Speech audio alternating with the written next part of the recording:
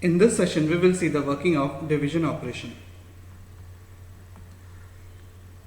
The division operator is called as a derived operator because it requires the support of the cross product, minus and the project operations to get the desired result.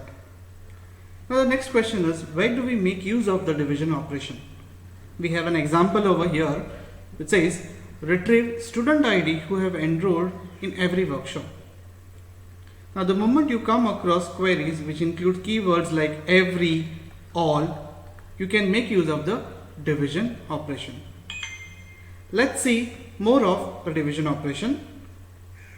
The division operation is applied to two relations. Now in this case we have relation R and we have relation S.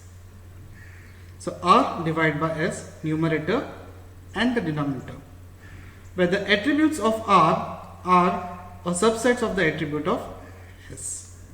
That is, X is a subset of Z. Now let Y be a set of attributes of R that are not attributes of S. That is, Y is equals to Z minus X, and hence Z will be X union Y. So basically we have Y which is a set of attributes which is not a part of X. The result of division will be a relation Ty which includes a tuple T if tuple Tr appear in R with Tr of Y equals to T and Tr of X equals to Ts for every tuple Ts in S. Which means that for a tuple T to appear in the result T of the division, the value in T must appear in R in combination with every tuple in S. Things will be simpler and clear as we go ahead with the example. So as I mentioned earlier, the division operation is a combination of cross product, project, cross product and the minus operation. So basically this entire division operation we will see it in three steps: step 1, step 2 and step 3. So we have two relation R divided by S, where R is the numerator and S is the denominator.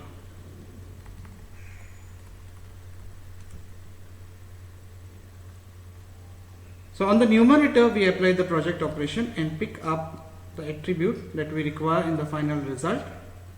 Step 2, cross product of both the relations minus the numerator and pick up the desired attribute, that is by applying a project operation. And finally we have a minus operation with step 1 and step 2, that is T1 minus T2 yields us the desired result. Let's see an example. We have two relation R and relation S. Okay, so we perform a division operation R divided by S, that is enrollment divided by workshop. Now the relation S gives us information about all the workshops that are registered, whereas the relation R, that is relation enrollment, tells us about which student has registered for which workshop. Now our aim over here is, using the division operator, we have to find out which student has registered for all the workshop. Which student has registered for all the workshop. We do a manual check. Okay, there are 3 students, S1, S2 and student S4. Okay, from this table we get to see that S1 has registered for W1, workshop 1, and also registered for workshop W2. Whereas student S2 has registered for workshop W1. Student 4 has registered for workshop W2. So when we do a manual check, we get to see that student S1 is the only student who has registered for all the workshops. And our aim using the division operator is to find out the student who has registered for all the workshops. So our final solution when we make use of the division operator should be S1. We go ahead with the query. So initially we make an assumption that all the students have registered for all the workshops. So prior to this assumption, we require to know which are the students. Now here we have only two relations, enrollment and workshop. But here there is a lot of duplications, right? So what we do is, with respect to our relation R, we apply the project operation and pick up the desired attribute.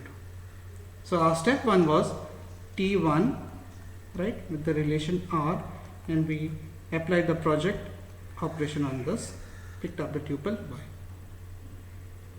So we do the same thing over here. Enrollment project SID in relation T1. Okay, so this will be the output in this case. So all the duplicate values are eliminated. So we have only 3 students, S1, S2 and S4. Now I make an assumption that all the students have registered for all the workshops. Okay, and I apply and I have a cross product with the next relation. So in this case this is our T1 and this is our relation S. So S cross product T1 will be performed. Okay, so in this case the output will be S1 W1, S1 W2, S2 W1, S2 W2, S4 W1, S4 W2. So according to the second step was T2 S cross product T1 minus R, right, project attribute Y. So we are done with only this part of the expression. In the next step we perform the minus operation. Okay, so this part over here is S into T1 and this is our relation R. So we perform a minus operation over here. So the output of the minus operation will be, okay, I won't be explaining the minus operation over here.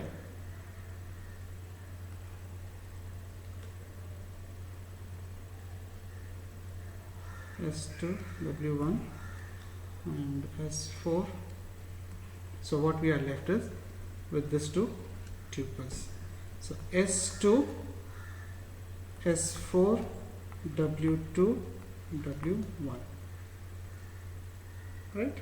So in the second step, that is with respect to T2, it was project Y, right? So what is left is this portion is left to be done. So in the next step I pick up the desired result, that is I will pick up SID. Okay, so here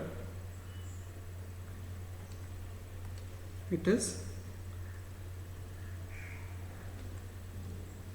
S cross product T1 minus R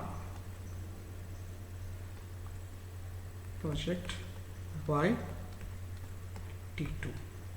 So basically I am applying the project operation on this relation. So in this case Y is SID. So I am picking up the required attribute. So my required attribute is S2 and S4. Now in this case, this will be my relation T2. In the last step, what we had done was, the final result was T equals to, or T was result of T1 minus T2. So we already have T1, we already have T2. So in the last step, what we do is perform the minus operation, that is T is a result of T1 minus T2. So this was our T1, this is our T2. So when we apply a minus operation, what we get is only S1. So when we started with the query, we had done a manual check. We observed that S1 was the student who attended workshop 1 and also workshop 2. So basically, when we work with a division operation is a set of 3 operations, that is R project Y T1,